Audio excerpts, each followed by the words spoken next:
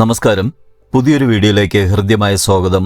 ജ്യോതിഷപരമായ സംശയങ്ങൾക്കും ഹൈന്ദവ ആചാരാനുഷ്ഠാനങ്ങളെപ്പറ്റി അറിയുന്നതിനും ഈ ചാനൽ മറക്കാതെ സബ്സ്ക്രൈബ് ചെയ്യുക. അതുപോലെ സമ്പത്തിൻ്റെയും ഐശ്വര്യത്തിൻ്റെയും ദേവതയായ മഹാലക്ഷ്മി ദേവിയെ പ്രീതിപ്പെടുത്താൻ വേണ്ടി എല്ലാ മാസവും പൗർണമി ദിവസത്തിൽ നടത്തുന്ന ഐശ്വര്യപൂജയിൽ പങ്കുകൊള്ളാൻ നിങ്ങളുടെ പേരും നക്ഷത്രവും കമൻറ്റ് ചെയ്യുക. എല്ലാവർക്കും വേണ്ടി മഹാലക്ഷ്മി ദേവിയോട് പ്രാർത്ഥിക്കുന്നതായിരിക്കും.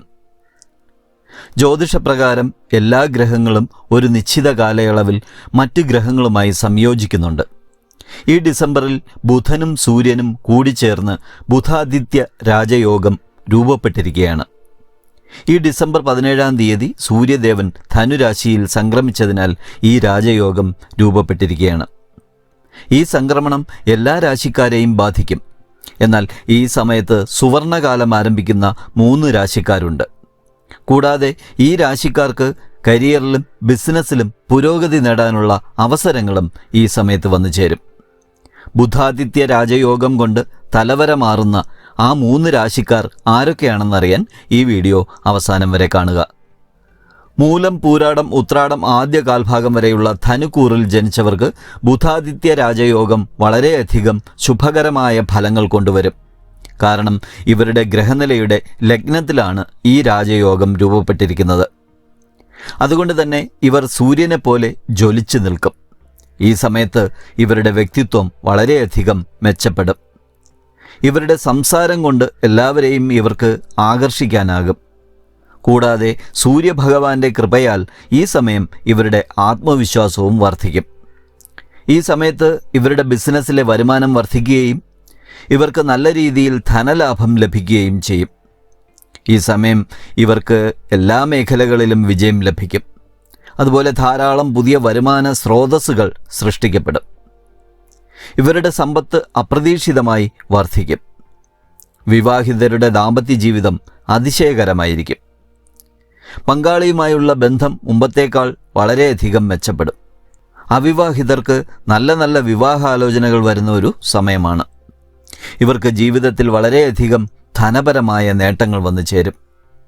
ഇവരുടെ ഗാർഹിക ജീവിതം വളരെ ശുഭകരമായിരിക്കും. ജീവിത പങ്കാളിയുമായി ഉണ്ടായിരുന്ന പ്രശ്നങ്ങൾ പരിഹരിക്കാൻ ഇവർക്ക് സാധിക്കും. അപ്രതീക്ഷിതമായി ഇവരുടെ കൈകളിലേക്ക് ധാരാളം ധനം വന്നു ചേരും. ദോഷപരിഹാരമായി അടുത്തുള്ള ഏതെങ്കിലും ശിവക്ഷേത്രത്തിൽ ജലധാര വഴിപാടായി നടത്തിക്കുക. കൂടാതെ കൂവളമാല സമർപ്പിച്ച് മൃത്യുഞ്ജയ മന്ത്രാർച്ചനയും നടത്തി പ്രാർത്ഥിക്കുക.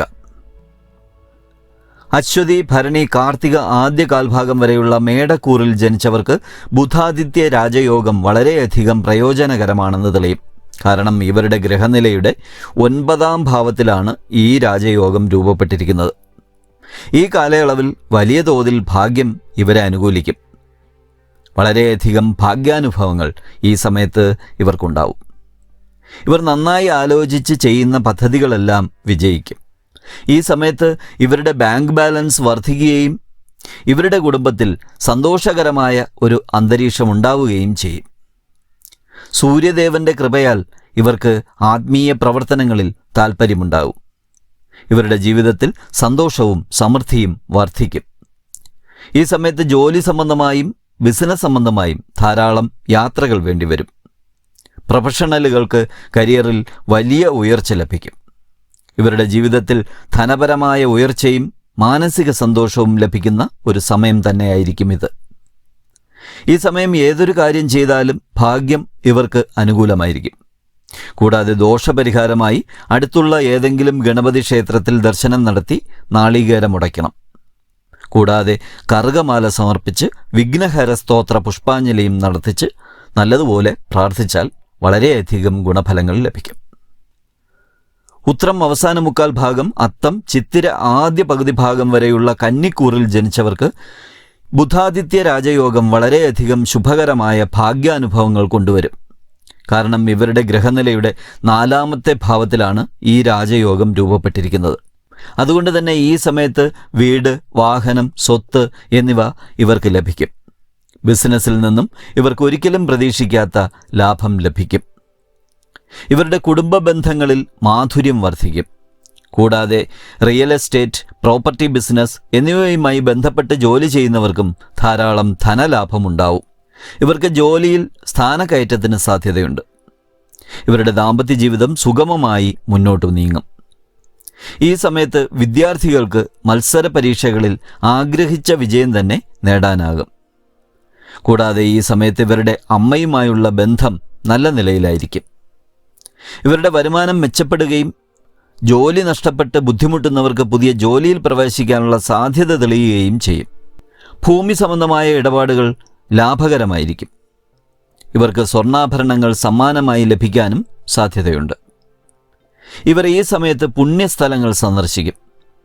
അതുപോലെ ഓഹരി ബിസിനസ്സുകൾ ലാഭകരമായിരിക്കും. ദോഷപരിഹാരമായി അടുത്തുള്ള മഹാവിഷ്ണു ക്ഷേത്രത്തിലോ ശ്രീകൃഷ്ണസ്വാമി ക്ഷേത്രത്തിലോ ദർശനം നടത്തി പുരുഷ സൂക്ത പുഷ്പാഞ്ജലി നടത്തിച്ച് പ്രാർത്ഥിക്കണം. കൂടാതെ തുളസിമാല കൂടി സമർപ്പിക്കുന്നത് ഏറ്റവും ഉത്തമമാണ്.